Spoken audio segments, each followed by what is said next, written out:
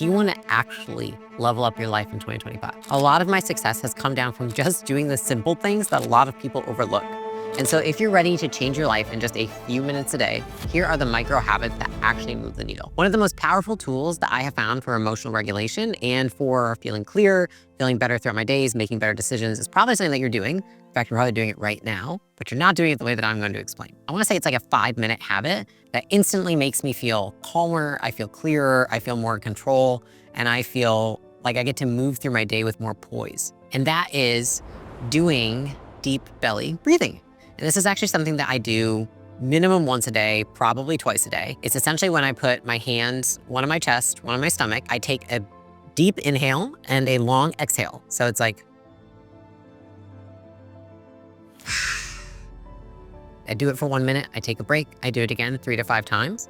And I really focus on breathing in with like about 75% capacity and then breathing out as long as I possibly can. And what I've realized that this helps me so much when I'm spun up in the day. Like I go from meeting to meeting to meeting, filming to going on stage to getting on a lawyer call, hiring a new person. And I find that I want to stay grounded throughout all those things. It's really important for me to show up and be present with the people that are in front of me. And in the moments where I'm feeling really bad, in the moments where I'm feeling frustrated, in the moments where I feel anxious, that's when I find this to be one of the most helpful tools that I can use. If I feel like I'm getting overly emotional, then I will just take a 5-minute break to go do this because I don't want to get to the point where I feel like I'm going to freak out. I'm going to yell at people. I'm going to yell at my spouse. I'm going to yell at my friends. Like I don't let myself get there. Instead, I say, okay, intervention.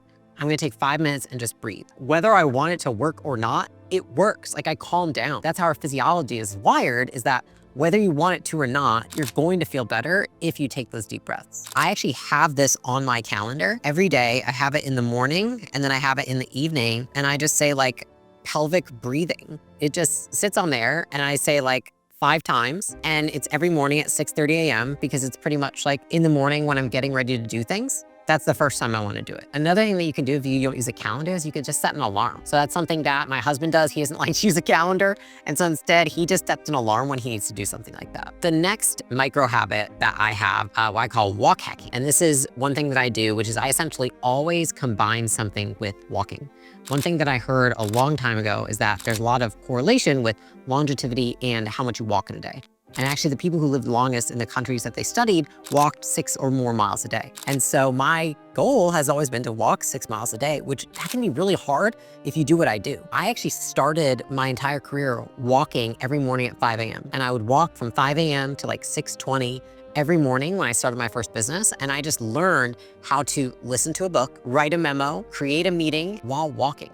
When I walk is actually the time where my creativity is the highest. I find it very hard to ideate on ideas or think about my business when I'm sitting still. It's like I get exercise, I get productivity, and I get clarity afterwards, all in one. So like my whole company knows like they will see me walking on calls. Sometimes I'm going really fast too because I'm just like getting it done, but you will see me walking on calls. The next micro habit that I have that helps me feel more connected, more appreciative, and just like emotionally grounded takes, I want to say 30 seconds a day. In fact, this 30-second habit improves every relationship in my life. So every day, what I do is at the end of the day, I look at all the things that happened for that day and I think about what happened and what people did well. So I do what I call like a look back at the end of the day, which is like I look back at my calendar because I use my calendar and I remember all the things that happened and it triggers memories of all the things I saw or witnessed or the people I thought about. And then I just send a quick text. It doesn't have to be anything long. It doesn't have to be crazy thought out, but I just like let them know that I was thinking about them.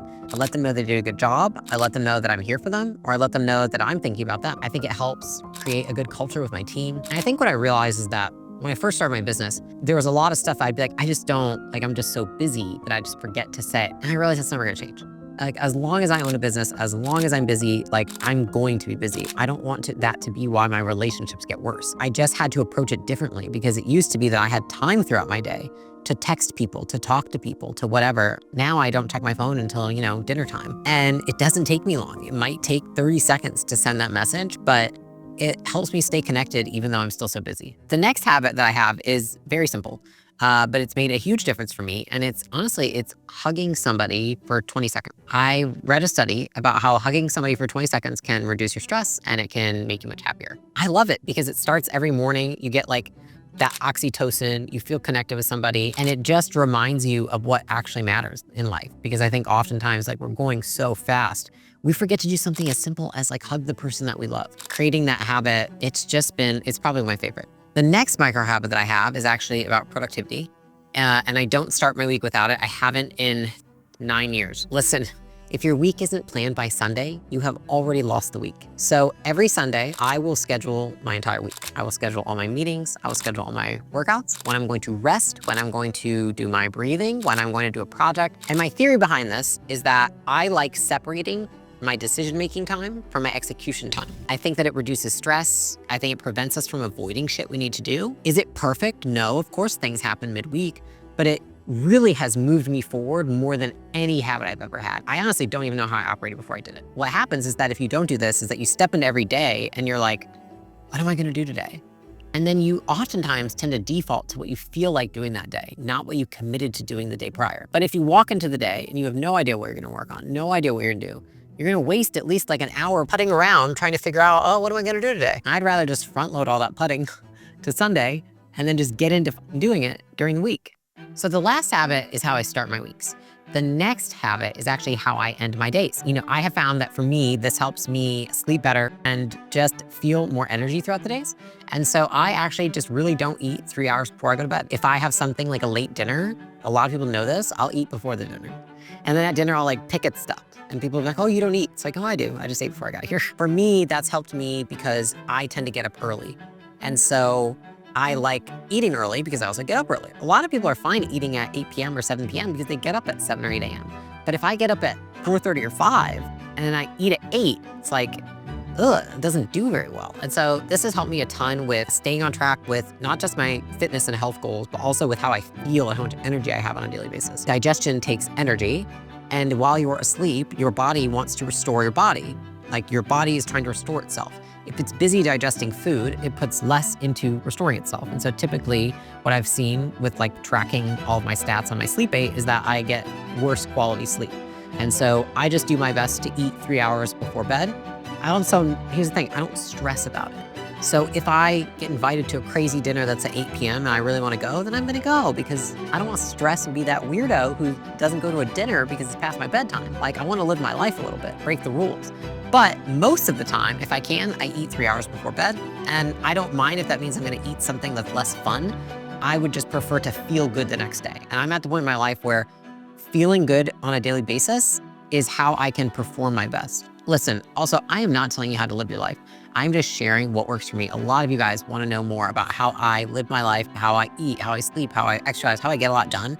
And so these are things that work for me. I suggest that you test things out, you try them, you see what works for you, and you do you. Figure out what works for you. I would be curious if you have any micro habits like that work really well for you. I would drop them in the comments because I want to know what they are, and I think other people would also want to know. So if you're watching this video and you're like, you know what, this is great, but I really want to learn how to actually be more productive, I have a video that breaks down my entire productivity system that you can get right here.